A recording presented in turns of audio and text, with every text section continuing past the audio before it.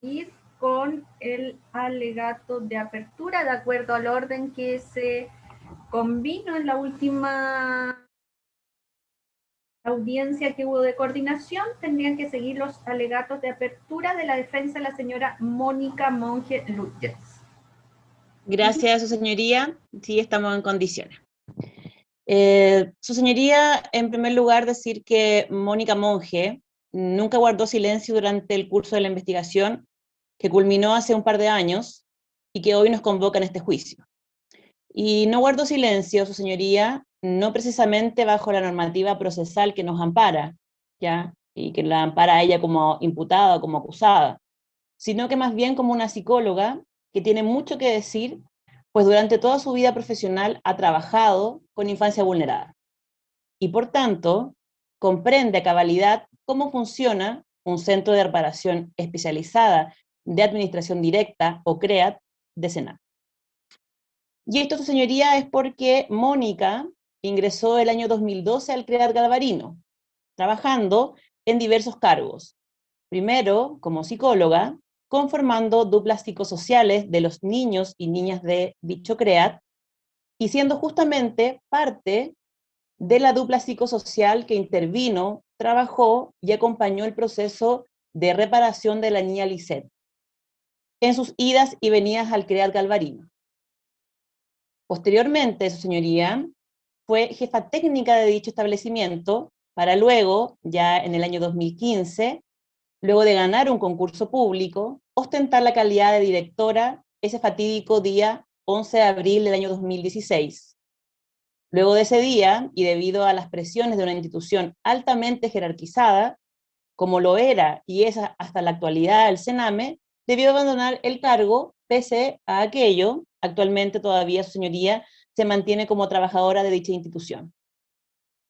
En un reportaje del medio periodístico CIPER, de fecha 12 de julio del 2017, en este sentido, como ya había dicho, Mónica nunca ha guardado silencio, donde mi representada hace un análisis pormenorizado de las falencias de la red de protección de niñas, niños y adolescentes, del CENAME, Mónica se pregunta al final del mismo, señoría, y cito brevemente: observo el interior del CENAME y veo que nada ha cambiado, excepto que un puñado mínimo de funcionarios se transformó en el chivo expiatorio de la misma institución y de la sociedad en su conjunto. ¿Podrá esa actitud provocar cambios y transformar la manera de hacer políticas de infancia en Chile? ¿Qué pasó con el CREAD Galvarino, con los otros CREAD y las residencias colaboradoras luego de la tragedia de Lisette? Silencio. Cierro comillas, señorita. Y estas preguntas que hace Mónica en este reportaje, podríamos pensar que exceden el objeto de este juicio, ¿ya? Que se refiere a un hecho específico, particularmente de mi representada.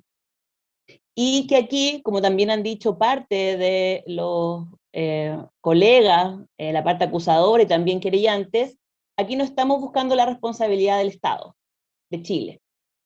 Sin embargo, su señoría, y esto es sumamente importante, no podemos ver esta situación desconectada del contexto del CREAD Galvarino, particularmente, ni tampoco del CENAME como institución, con falencias estructurales que tenía, y por supuesto que todavía tiene la red de protección a la infancia, y que por supuesto, como veremos en el desarrollo de este juicio, con prueba documental y también con testimonial, que mi representada, doña Mónica, siempre denunció y solicitó a las autoridades tomar cartas en el asunto, sin ser oída, por supuesto.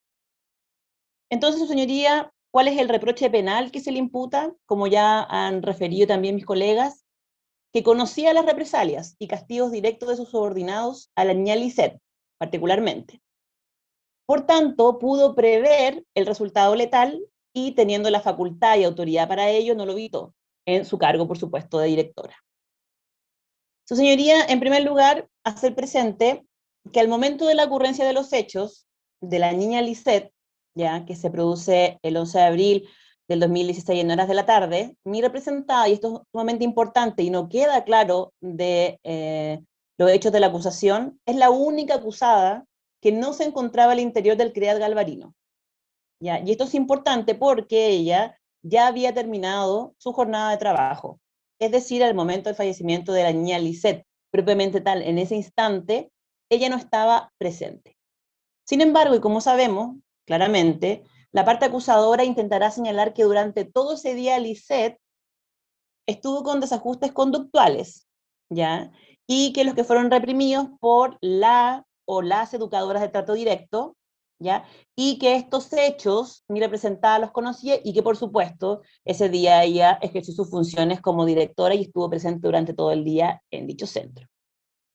Y por tanto, en base a esa situación de ella estar presente durante todo el día, ella pudo prever, según la argumentación que señala la parte acusadora y la gran mayoría de los querellantes, el desenlace fatal, ¿ya? Sin embargo, es importante relevar y señalar en esta parte de este juicio que esto desconoce fundamentalmente la realidad del CREAL Garbarino y de ese 11 de abril del año 2016, ¿ya? Pareciera que la parte acusadora y los querellantes sacaran todo esto del contexto de lo que implica efectivamente trabajar en un centro de reparación especializada de administración directa como es un CREAT. En primer lugar, su señoría, sobrepoblación de niños y niñas. El CREAT, el día de los hechos, tenía más de 120 niños, de entre 6, niños y niñas, por supuesto, de entre 6 y 12 años, siendo su capacidad máxima de 100, existiendo, por tanto, una alta dotación. Siendo aquello, su señoría, denunciado por mi representada y cómo lo acreditaremos durante la secuela de este juicio. Además, su señoría, de la gran cantidad de niños y niñas que existía una gran cantidad de personal que trabajaba dentro del mismo centro. Y aquí no solamente estaba el personal profesional, estaba el personal técnico, estaba el personal de aseo, estaba el personal administrativo.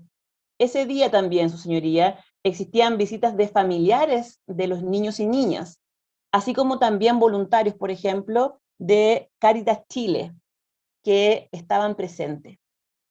Mi representada, como ya he señalado, el día de los hechos se mantuvo dentro de su oficina del CREAT, no siendo advertida, su señoría, y esto es sumamente importante, de nadie, de toda esta estructura del CREAT, de que fuera necesaria su intervención por los desajustes conductuales que tenía la niña Lisette.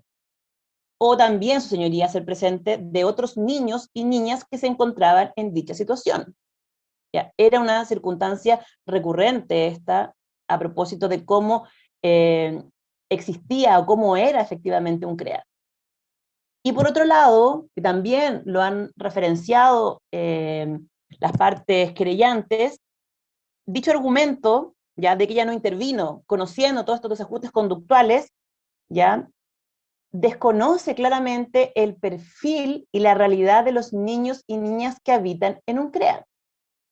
Los desajustes conductuales, su señoría, eran cotidianos, y por la propia estructura organizacional de un CREAT, mi representada le era imposible fiscalizar lo que ocurre en cada rincón.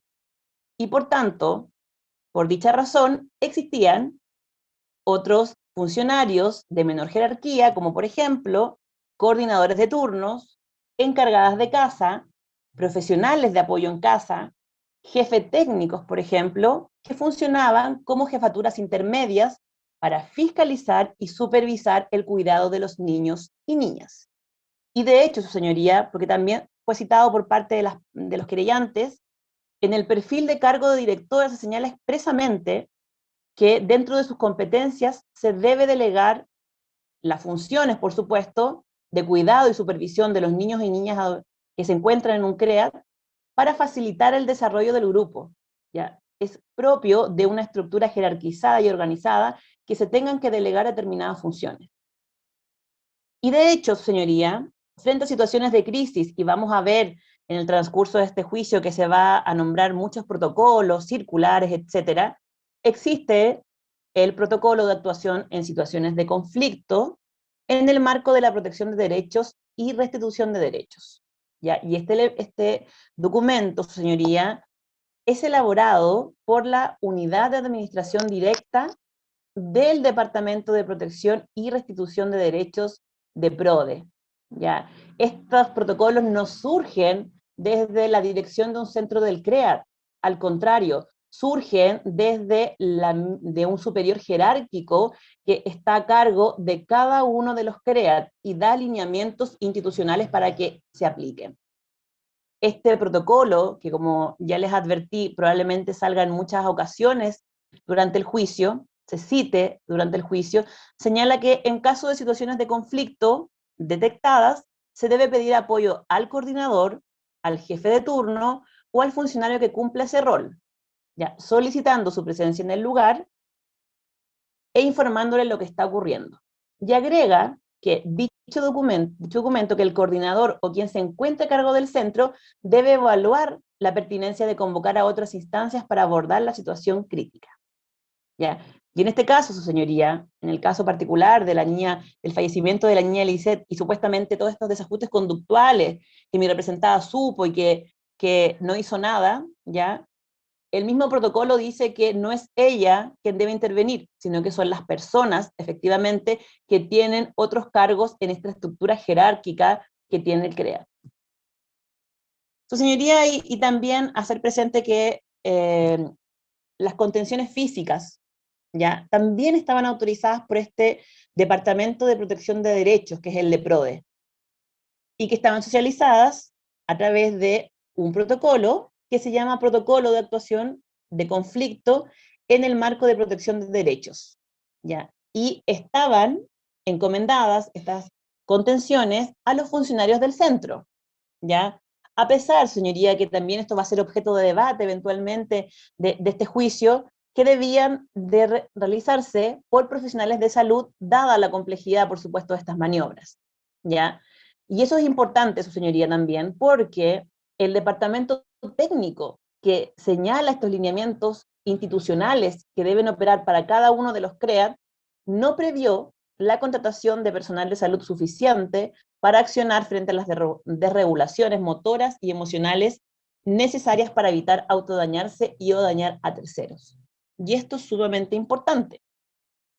Y por otro lado, señoría, si es que se cometían abusos en el marco de dichas contenciones, ¿ya? Y que esta defensa, por supuesto, que no va a negar que aquello ocurrió, mi representada hacía e hizo en su debido momento aplicación de la denominada circular 2309, que era el mecanismo que tenía un director del centro y otros estamentos jerárquicos también dentro del CREAT para la denuncia de este tipo de situaciones. Por tanto, y aquí debemos ser categórica, que respecto de mi representada nunca existió complacencia respecto de dichas conductas, en absoluto. De hecho, ella hizo aplicación de diversas circulares 2309 denunciando a los superiores jerárquicos, su señoría, que debían tomar las medidas respecto de la supervisión, sumario y otras acciones de fiscalización respecto de esto. Y su señoría, como ella también lo había dicho, Mónica conocía a cabalidad la situación de la infancia que vivía en el CREAT. Niños y niñas con problemas de aprendizaje, con trastornos de tipo autista Asperger, con dificultades motoras de desplazamiento y con enfermedades crónicas, asma, corazón, etc.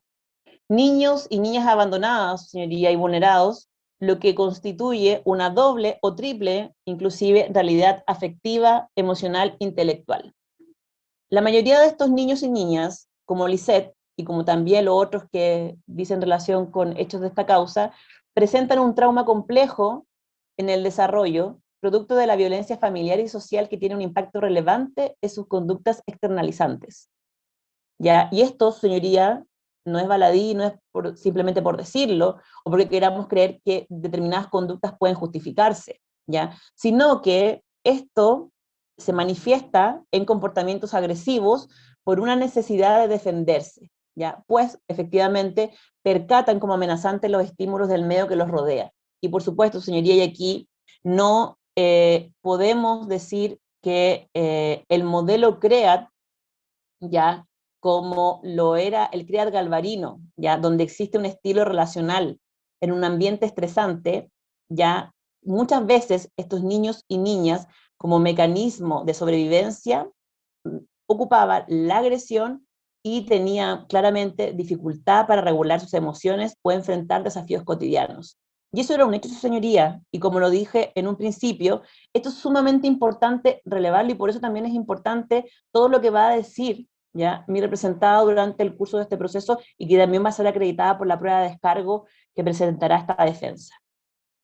En síntesis, su señoría y demás intervinientes, niños y niñas con muy baja tolerancia a la frustración, constante estado de irritabilidad y predisposición a rápidas crisis de comportamiento y conductas externalizantes como la agresión a sí mismos y terceros.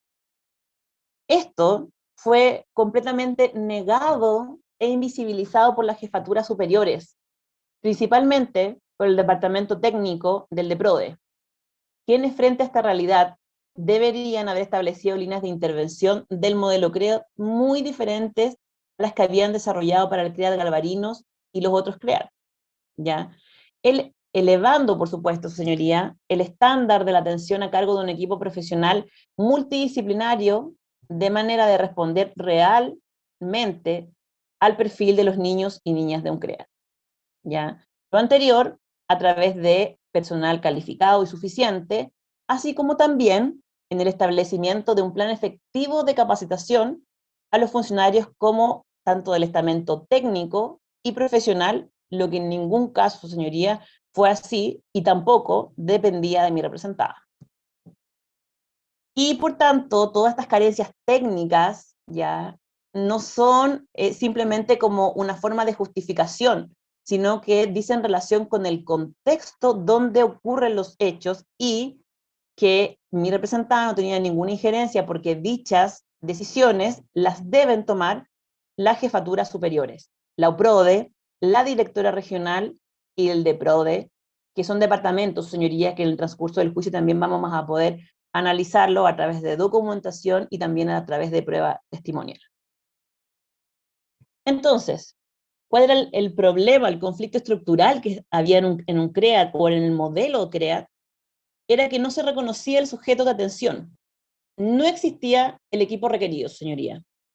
Ausencia de médico, no habían recontratado a psiquiatra al momento de los hechos de la muerte de la niña Lisette, las enfermeras no estaban a turno completo, uno de ellas solamente trabajaba media jornada, no se contaba con paramédico ni resolución sanitaria, su señoría, en la unidad de salud, ¿ya? Es decir, no había una focalización en la atención para niños con las dificultades antes señaladas, que requerían un trabajo personalizado, multidisciplinario y con alta demanda de recursos humanos, por supuesto. Situaciones, señoría, que una vez más señalo que mi representada, en su calidad de directora del CREAT, denunció y que fue desoída por sus superiores jerárquicos. Entonces, señoría, ¿le correspondía a mi defendida las capacitaciones del personal? No.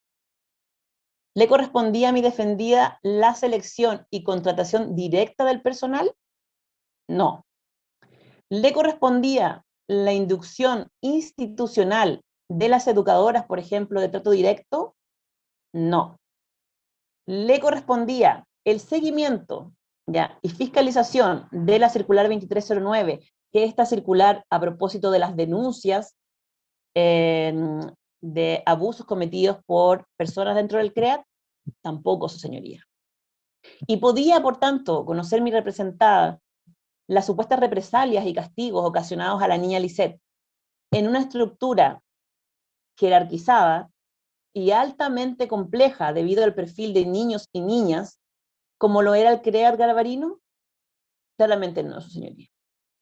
¿Podía prever el resultado letal si al momento de los hechos no se encontraba en el CREAT Galvarino, al momento de los hechos de la muerte de la niña Lisette? Por supuesto que no, su señoría. Le era imposible. Y pese, como ya lo he reseñado brevemente y que se expondrá obviamente en el juicio, mi representante implementó y solicitó a las autoridades pertinentes una serie de medidas con el objeto de mejorar la intervención y trabajo desde el CREAT. Solicitudes, por supuesto, que no tuvieron respuestas mientras ejerció su cargo. Y por tanto, su señoría, en vista de estas consideraciones, solicito desde ya, por supuesto, la absolución de mi representada por su total falta de participación en los hechos materiales de la acusación, no configurándose a su respecto el tipo penal previsto en el 150, letra A, inciso segundo, en relación al inciso primero, como omisión de impedir apremios ilegítimos, ni tampoco en relación al inciso cuarto, que deriva derechamente en la muerte de la niña Lisette. Y debido, básicamente, su señoría, a que Mónica Monge, en su calidad de directora del CREAD Galvarino, dirigió todas las instrucciones precisas para evitar la muerte de la niña Lisette, conforme a los protocolos de Sename que estaban vigentes a la fecha de los hechos, y siendo imposible, por supuesto, su señoría, prever la muerte de la niña. Muchas gracias.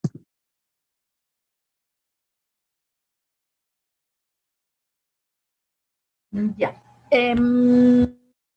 Señora Stubing, ¿usted está preparada o prefiere mañana? Porque igual les tengo que hacer otras consultas. ¿Cuánto rato se demora su alegato? Sí, magistrado, pero estoy preparada y requiero que sea hoy el alegato mío, de una atención que estoy supliendo con un colega. Algunas audiencias alternativas que debo también comparecer. Ya, entonces vamos a hacer el alegato de la defensa de la señora Tiare Ollarse y de Jessica Figueroa.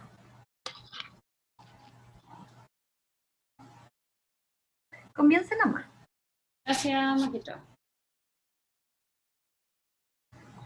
Su señoría, la vida no te prepara ni te da consejos.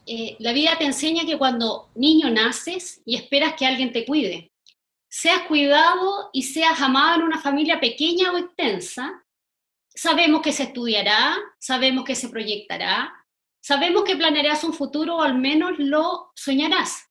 Entonces te preparas. Te preparas en una práctica para un mundo laboral. Si has estudiado, entonces buscarás lo más cercano a aquello, y si no, buscarás un lugar donde puedas hacerlo. Y creerás haberlo conseguido. Cuando llegas, tienes sueños y expectativas de dónde estarás, pero pronto descubres que aquello que te habías preparado no tiene un manual. Con el tiempo te enseñarán que estarás a cargo de niños, niñas y adolescentes que no excederán de los 12 años. Y con el tiempo te darás cuenta que tampoco eso será así. Te dirán que estarás en casas con menos de 12 niños a cargo, y en tiempos complejos te darás cuenta que tendrás más de 20. Te dirán que estarás acompañado de otra educadora de trato directo, pero a veces no llegará y buscarán a alguien que ayude. Incluso si es otro trabajador que viene de un turno anterior y debe volver porque no hay personal. Y te quedas al ver que ya han sido abandonados por situaciones más crueles que has visto. Y piensas en huir y dices, estoy a tiempo. Pero te quedas porque sabes que alguien ya te tomó de la mano y te dijo mamá. Y te has entregado donde otro te necesita. Y si tienes hijos y falló el turno siguiente, solo avisas en casa que no volverás y tus propios hijos quedarán solos. Porque ahora ellos también son tus hijos. No te vas, siempre te quedas. Que al otro día ayudarás a levantarse, le enseñarás a lavarse los dientes, los prepararás para enviarlos al colegio, incluso llevarlos en transporte público si ha de ser necesario. Le harás las tareas junto con ellos, sus actividades, y se generarán conflictos que jamás pensaste en vivir con ellos. Si tú los cuidas, te convences, y aunque piensas en irte, solo lloras y vuelves a empezar. Y te das cuenta con el tiempo que cada uno de ellos tiene, al igual que tú, una historia, su vida, y siempre te conmueve, porque desconocías que las historias que te conmueven de cada uno de ellos tuvo en ello huellas y consecuencias que los medicamentos que de a poco te enteras que les entregan generan un cambio en cada uno de ellos día a día, y todo eso lo desconocías. Y escucharás llorar a un niño por amor, escucharás llorar a un niño y pedir morir sin haber vivido. Deberás consolar, deberás calmar y deberás detenerlo ante cualquier intento de descontrol, porque es tu obligación. Y al otro día nada habrá pasado, será una rutina que se volverá constante, y verás que sus duplas, otras educadoras, enfermeras, observarán y participarán activamente, y creerás siempre que es por su bien. y que ya estás capacitada para intervenir en situaciones de crisis, hasta que un día te ves corriendo en la calle en búsqueda de ayuda por algo que falló. Corres y te desvaneces del dolor, pero lo logras, solo para presenciar cómo la cubren con una frazada y te dicen que ha muerto. Su señoría, estas son parte de los múltiples relatos de las educadoras de trato directo del CREATE Albarino y de la coordinadora que también se inició como una educadora de trato directo, que nos hará conocer entonces y saber cómo es la vida de los trabajadores y las trabajadoras que se vinculan con los niños y que las llevan a mantenerse ahí y que podrán escuchar a lo largo del juicio. En los hechos de la acusación se le imputa a mi representada, doña Tiare Oyarse, que por sus represalias en actos de desobediencia ella ataca a la niña. Pero ¿cuáles son estos intentos, su señoría? Intentos de agresión a las educadoras de trato directo, pegada de patadas a casilleros, lanzar piedras y múltiples descripciones que efectúa la acusación fiscal. Sin embargo, ustedes en el juicio observarán cuáles son las conductas que se describen para intervenir, sus descripciones en los protocolos de crisis e intervención bajo una dinámica de contención o sujeción. También se señala que efectúa premios de carácter ilegítimos, como subirse en la espalda, arrastrarla según testimonios de terceros. Sin embargo, ustedes observarán cuáles son los momentos en que se interviene y quiénes participan, siendo imposible la descripción fáctica existiendo cada intervención más de un educador de trato directo. Ustedes en el juicio podrán ver que es imposible esas maniobras solas. De hecho, siempre se requiere apoyo por el nivel de descontrol de los menores en el centro. Incluso en el propio juicio conocerán testimonios de que en una de las residencias de internación psiquiátrica médica debió efectuarse una sujeción a la cama por la agresión efectuada a un funcionario de una institución médica. Señalan entonces también la acusación que a las 20 horas se produjo el último apremio en respuesta de desobediencia. Acá deberán prestar real atención y observar que desde el inicio de la causa la dinámica en intervención en relación a la menor dice con la protección de la propia niña por las autoagresiones y grave desajuste conductual que mantenía y inestabilidad emocional. La premiaron, se señala, poniendo la boca abajo, dice la acusación. Ustedes observarán a lo largo del juicio que las dinámicas de las llamadas contenciones se van realizando de acuerdo a la posición del niño, niña o adolescente, que es el caso, y es imposible manejar aquello, toda vez que de los múltiples relatos que ustedes conocerán, existe una dinámica que nunca se ha podido llevar a efecto debido al descontrol emocional que existía. Siempre se solicitó al servicio mayor capacitación y conocimiento a través de las direcciones, y ellos a su vez se lo representaron a las direcciones regionales y nacionales, que firmaron compromisos nunca cumpliendo o siendo insuficientes. Reiteraban la necesidad de mayor cantidad de educadores, de reemplazos, de médicos, de psiquiatras, que llevaran a cabo las técnicas las cuales debían ejercer. ¿Qué se le imputa en el momento del fallecimiento de la menor Lisette a doña Tiare? Sujetar fuertemente los pies. Ese método es insuficiente para que muera. Incluso, dice la acusación, causando lesiones, señalando que ambas imputadas persistieron en su actuar con una conducta imprudente que mantuvieron hasta que la niña dejó de moverse. En la práctica, sus señorías, ustedes observarán cuál es el fin de estas maniobras, correcta o incorrectamente efectuada, pero en ningún caso con el objetivo de provocarle lesiones o la muerte a un menor, bajo los conceptos del dolo.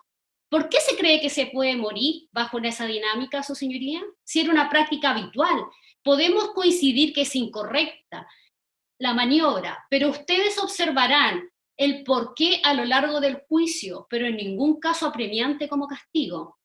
En relación a doña Jessica Figueroa, se le acusa de tener conocimiento de los apremios, no impidiendo ni los hicieron cesar.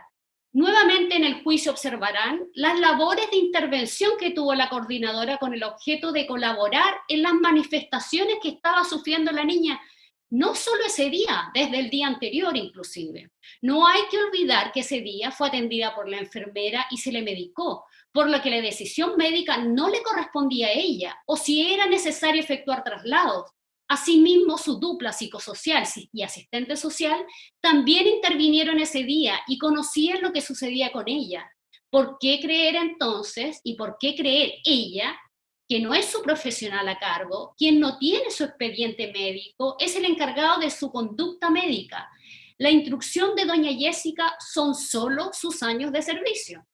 Se le imputa que no cesó los apremios. La discusión principal está en determinar si estos son apremios, lo que por cierto rechaza la defensa. Podemos coincidir que son maniobras incorrectas, maniobras no ajustadas a protocolos que son imposibles de cumplir, pero no era una práctica prohibida ni capacitación, ni había capacitación para ejecutarlos, siendo insuficiente el entregar los cursos transitorios a algunas personas del centro. ¿Qué es lo que se exige, por ejemplo, a equipos médicos que ejecutan este tipo de intervenciones? Capacitaciones permanentes. ¿Por qué a ellas no se les capacita con la imposición y claridad que sí se les capacita a equipos médicos? No es lógico que alguien que no tiene instrucción médica se le exija y se prepare con una mayor capacitación, inducción, instrucción y permanencia. Señalan que ella no impartió instrucciones, sin embargo, todo el día estuvo pendiente de las situaciones que ocurrían con Lisette y otros niños, niñas y adolescentes del centro. A lo largo de su declaración y declaraciones de testigos, en este juicio se observará todo lo ejecutado con el objeto de estabilizar el comportamiento con los elementos que ella podía efectuar. Incluso estuvo a cargo de ella llevándolo a su oficina y poder observarla dejándola ahí viendo monitos mientras ella trabajaba, y así que las otras educadoras de trato directo como doña Tiare Oyarse, Connie Fritz, pudieran seguir trabajando con los otros menores que estaban a cargo de la casa 2.2. Ella no observó delitos, lo que observó fue nuevamente desajustes que temían que ocurrieran porque ya la conocían. Con el término del turno, doña Jessica va a dejarla donde sus dos educadoras de trato directo, creyendo que ya estaba todo bien. Sin embargo, esto generó la agitación mayor del día. Se le imputa a ella que no derivó a los establecimientos de salud. Entonces, ni la dirección, sus enfermeras, sus duplas profesionales y quienes tenían conocimiento de cada uno de los eventos y que supieron y participaron en las contenciones y en la colaboración con los ajustes conductuales, no lo ejecutaron. ¿Realizaron ellos alguna gestión tendientes a ese traslado? Que, por cierto, a la fecha de ocurrencia de los hechos, no existía psiquiatra hace más de 6 meses a la fecha, aun cuando se les había representado la necesidad de tenerlos, no solo en ese momento, sino por muchos años, permanente, no por horas.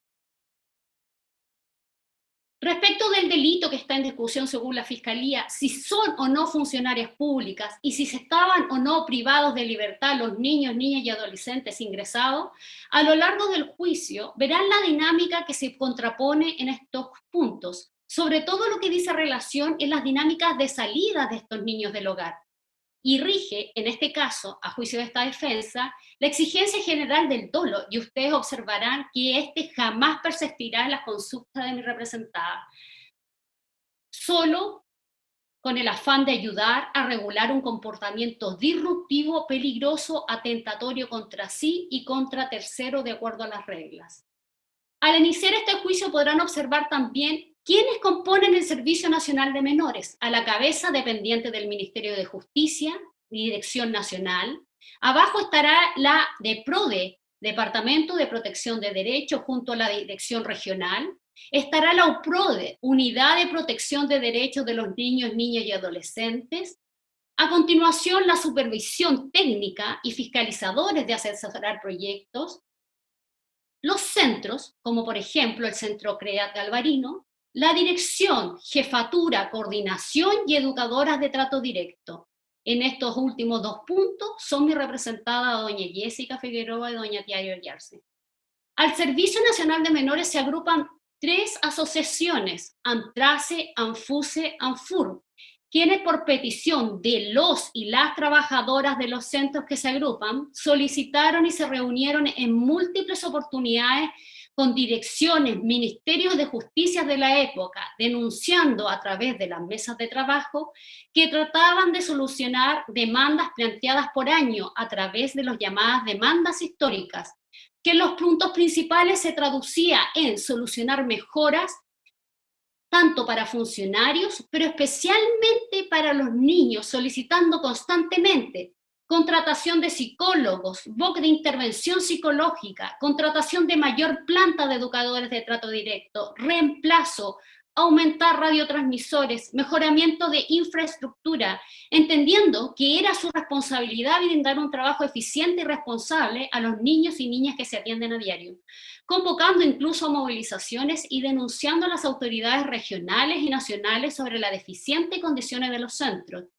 En estos puntos concurrirán múltiples testimonios que lograrán probar la incapacidad que tuvo el servicio y el Estado a través de los organismos encargados de prevenir situaciones de riesgo de los niños y adolescentes, conociéndolos hace años y generando la desprotección de los trabajadores encargados de estos niños.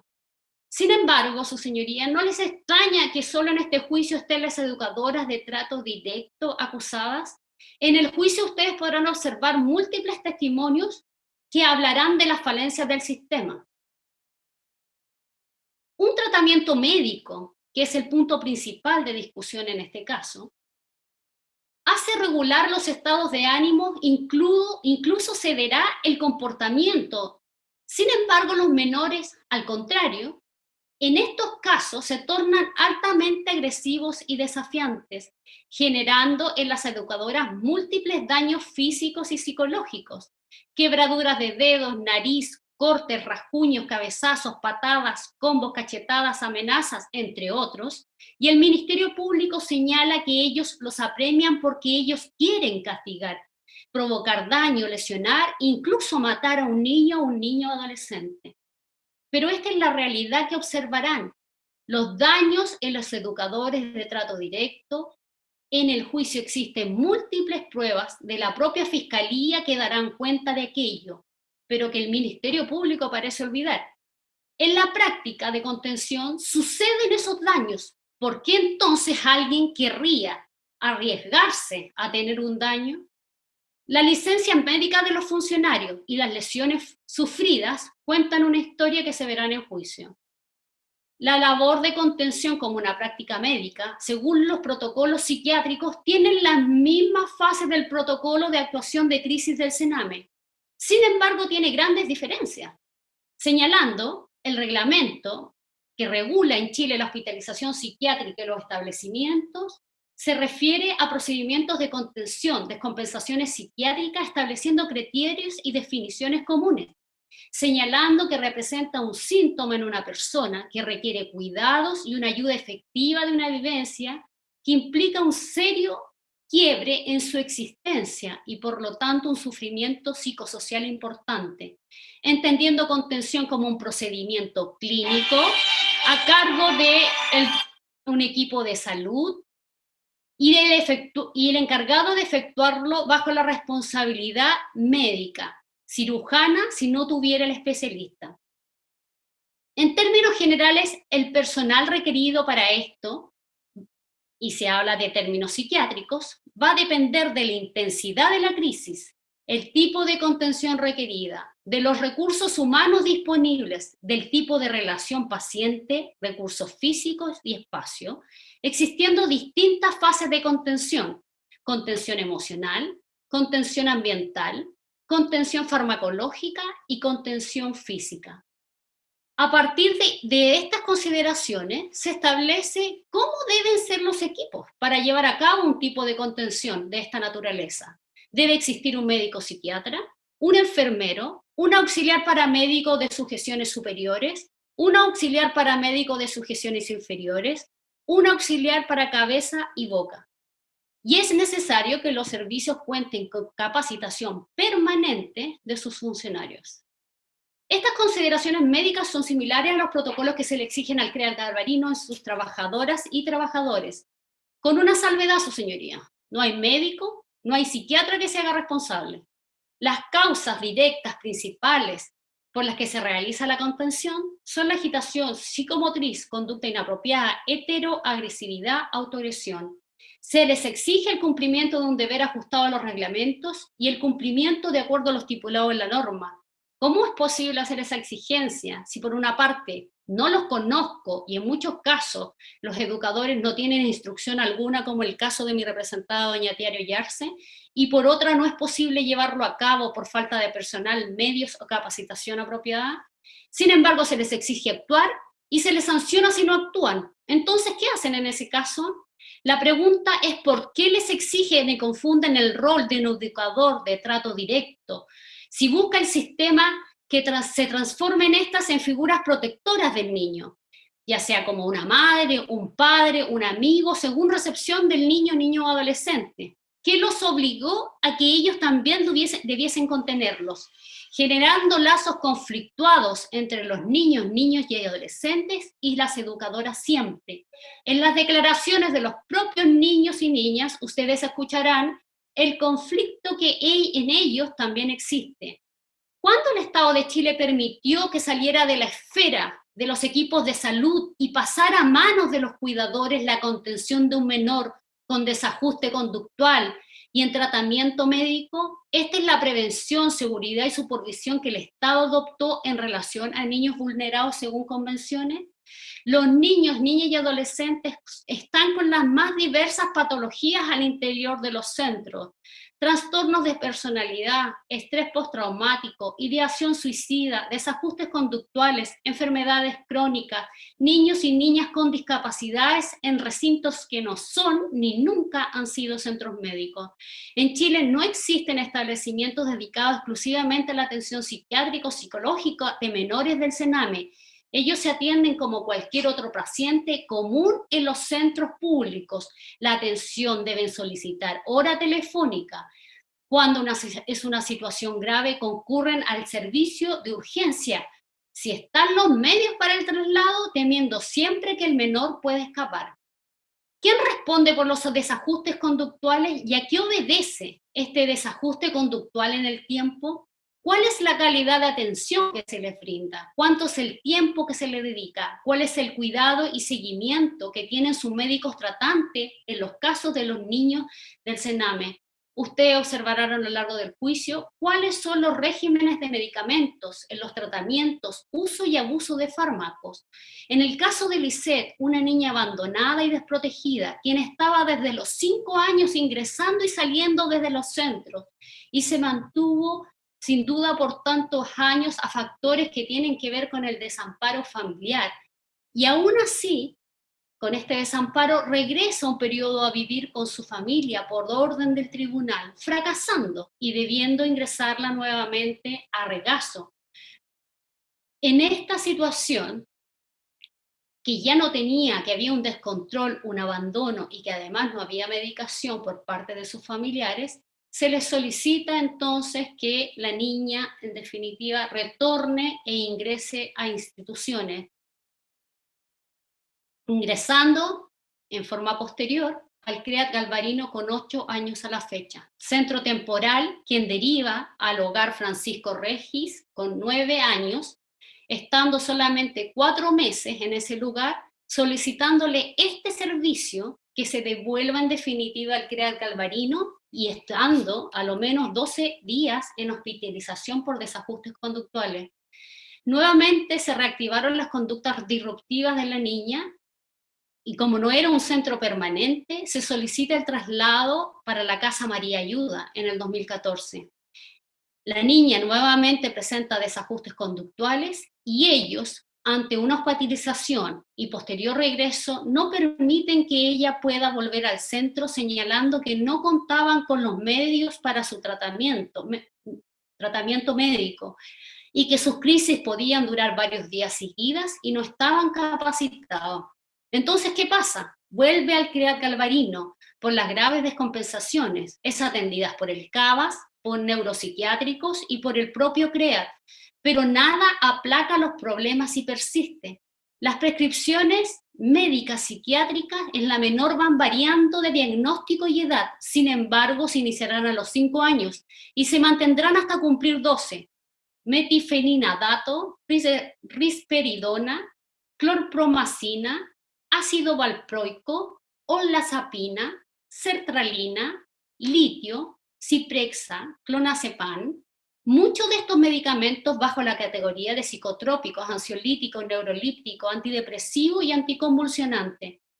Estos elementos fueron de tal magnitud, su señoría, que en un primer informe del Servicio Médico Legal dio como causa de muerte arritmia por uso de fármacos. Posteriormente, a través del estudio criminalístico, se determina sofocación por compresión mecánica, pero eso no legitima lo que se observó en el cuerpo con la primera pericia con los análisis médicos histológicos.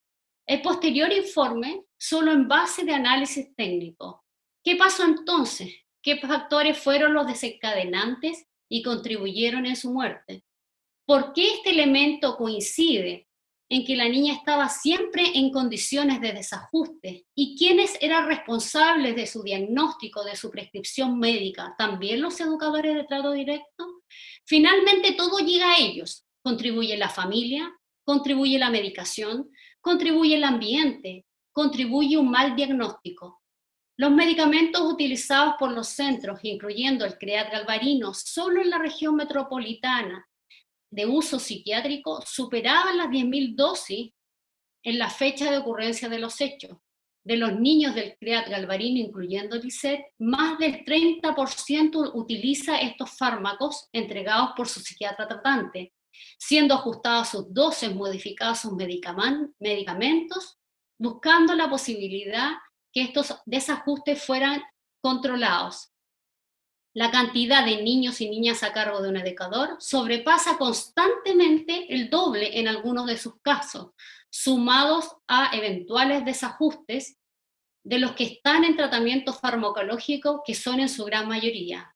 Además, las condiciones estructurales hacen que constantemente, por orden del Tribunal de Familia, ingresen más niños, niñas y adolescentes que la institución puede soportar, teniendo a veces que duplicar la capacidad, llegando a albergar hasta más de 120 niños, niñas y adolescentes, distribuidos en 5 casas que se habitaban en el CREAT Galvarino, solo porque era una orden del tribunal, ya que muchas veces fue representado que no tenían capacidad. El protocolo fue ineficaz. Estamos en presencia de casos complejos que dicen relación con la salud mental. Esta, su señoría, son declaraciones de la jueza de familia, Lorena Bruna, en el caso de un supuesto caso de un menor agredido el 24 de marzo del 2021. ¿Qué ha cambiado entonces, su señoría?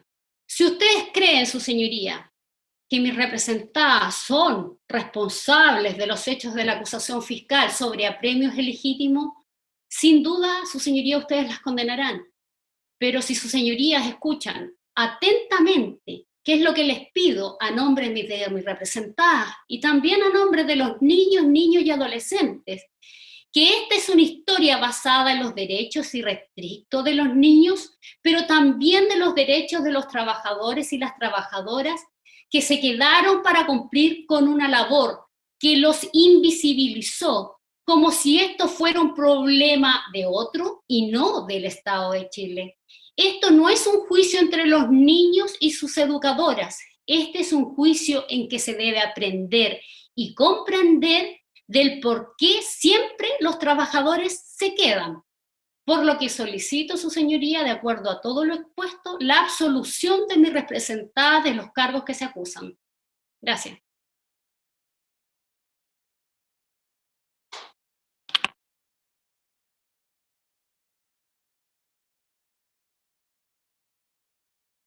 Ya. El tema de los alegatos vamos a dejarlo hasta aquí. Mañana continuamos en primer lugar con los alegatos de la defensa de la señora Connie Fritz.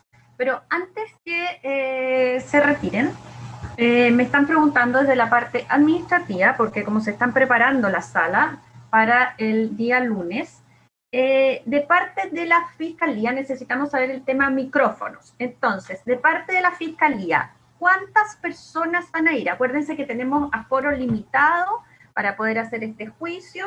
Así que, por favor, las personas necesarias e intervinientes. ¿La Fiscalía?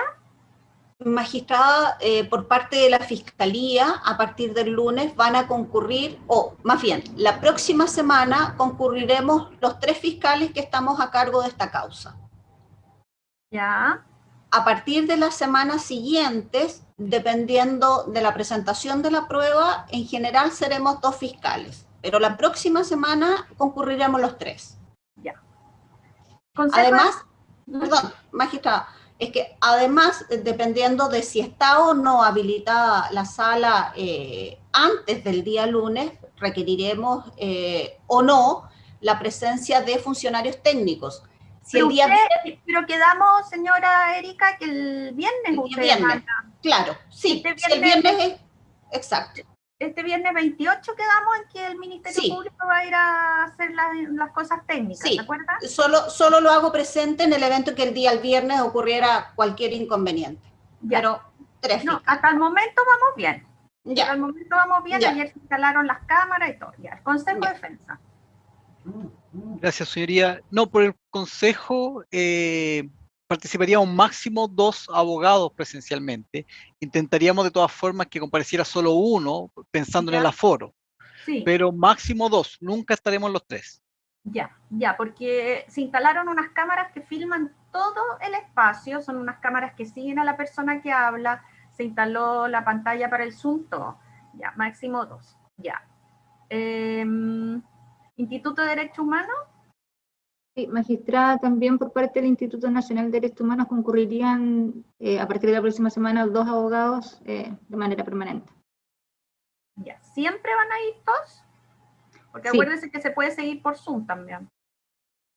Sí, en general van a ir 2 personas. Ya. Fundación para la Confianza.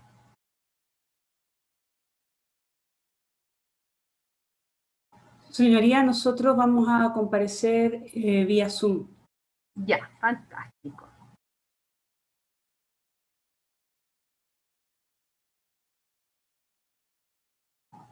Luego, por Mónica Monge. Su señoría, una defensa presencial y las demás de manera virtual. Ya.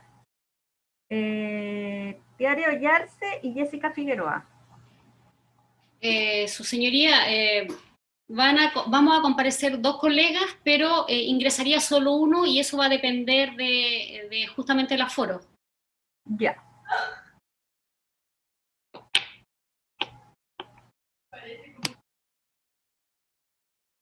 La defensa de Connie Fritz.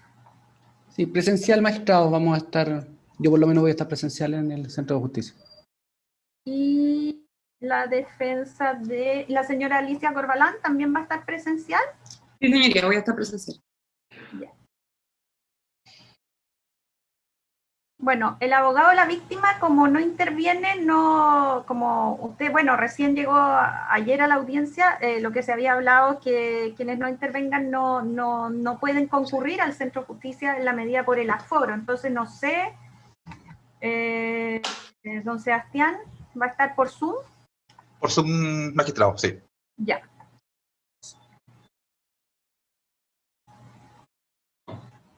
Ya. Eso es lo que se necesitaba saber. Esto principalmente es para el tema de micrófonos que están instalando esta semana. ¿Ya? Entonces, eso, continuamos mañana a las 9 de la mañana, como ya dije, con el alegato de apertura de la defensa de la señora Connie Fritz. Su señoría, tengo una petición que no tiene que ver con esta causa, pero la puede afectar, su señoría. Yo ya se lo puse en conocimiento a la fiscal de la causa, magistrado y algunos colegas. Bueno, el tribunal también de alguna forma tomó conocimiento indirectamente. Solicito, su señoría, que se oficie en la causa RIT 68-2020 del Tribunal Oral de Puente Alto, toda vez que yo en esa causa está fijado fecha de juicio oral, se verificaron las condiciones respecto de este juicio, expliqué que yo ingresé al caso Sename, y traté de conseguir un colega para que me supliese ese día, cosa que no ha sido posible. Mañana voy a comparecer, obviamente solicitando que se genere una nueva fecha, pero ya me apercibieron eventualmente, si no comparezco a esta audiencia, con algún tipo de sanción, magistrado. En ese sentido, yo ya conversé con el querellante en la causa, no se va a oponer a la fecha, y ella a su vez va a conversar con el fiscal, justamente para que me den un plazo de poder alcanzar a salir a lo menos de lo que tiene que ver con la parte más importante, que es la declaración de mi representada, y poder reincorporarme en algún momento en el otro juicio. Señora Jacqueline, a ver, no entiendo, este juicio empezaría mañana, se supone. Claro, es el juicio que... Ya. ¿Cuántos días tiene duración ese juicio? Ese juicio ya se efectuó y se anuló por coronavirus, y tiene duración aproximadamente 8 días. 8 días. Es un imputado privado de libertad, delito robo con homicidio. Ya.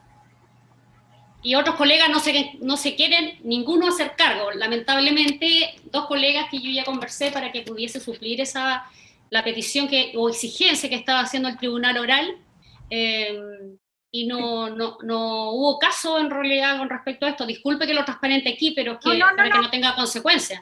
No, está bien. Entonces, lo que usted quiere es que nosotros oficiemos al Tribunal Oral de Puente Alto en la causa RIT 68-2020.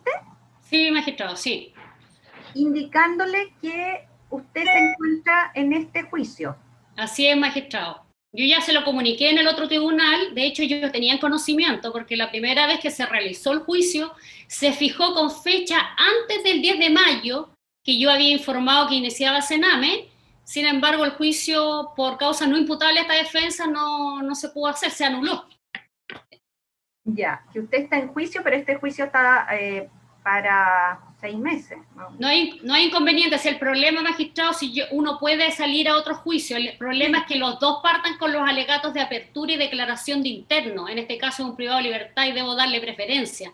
Pero en el caso de las acusadas, si declaran ya la próxima semana y el otro tribunal me da un plazo que yo había solicitado de 30 días, pero mañana lo voy a reducir a 15, viendo que aquí está más acelerado el proceso, puedo ingresar a los alegatos de apertura del otro y volver a incorporarme a Sename cuando corresponda, su señoría, sin perjudicar esta causa y mi representada, que son las principales. Ellas están en conocimiento de lo que está sucediendo de todas formas. Ya, pues enviaremos el oficio dando cuenta que usted está en este juicio y que tiene una duración de 6 meses. Eso es el juicio. Sí, sí, claro que sí. Con el objeto de informar solamente. Con el objeto de informar, sí. Ya, señoría, pues, también por parte de la Defensoría Pública solicitamos autorización para poder concurrir, que concurran funcionarios de la Defensoría y nosotros también el día viernes a la sala de audiencia. Sí, sí, también. Y cualquier otro defensor o querellante también. Sí. La cosa es ponerse en contacto con el tribunal para coordinar la hora, ¿ya? Perfecto. Con el administrador o con Mariano. Mariano, usted les puede dar espérame. Mariano, ¿usted les puede dar un horario? No, o algún contacto con las personas encargadas de la sala, ¿ya? Ya. Con el administrador lo vemos que se contacten conmigo. Sí, eso vamos a hacer. ¿Quién más me preguntó algo? ¿Nadie más? Sí, su señoría relaciona... ¿Su señoría? Francisca del Instituto. Francisca, sí. Relacionado con lo mismo el tema de la conectividad, porque entiendo que la sala está en el -1. ¿Sabe el tribunal si llega señal de internet a esa sala? Por lo menos WhatsApp llega. Ya, perfecto. Eso es lo que... Internet... usted me está preguntando si se contestan los teléfonos. Si llega la señal, porque estamos resolviendo el tema de la conectividad a internet. Pero lo vamos a ver. ¿En qué sentido? ¿En qué sentido la señal de teléfonos, abajo? Pero es que por eso necesitamos saber cuántos van para hacerles conexiones y para tener cables y ese tipo de cosas. Vamos a hacer 2 personas. Por eso.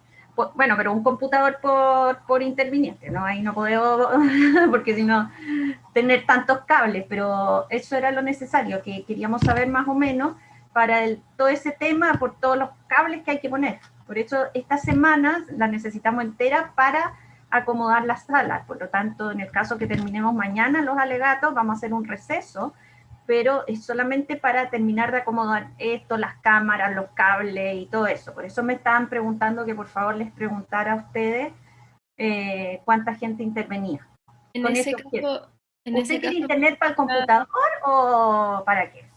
sí, el internet lo estamos resolviendo internamente, pero hago presente que nosotros vamos a necesitar conectar 2 computadores. Eso lo vamos a ver.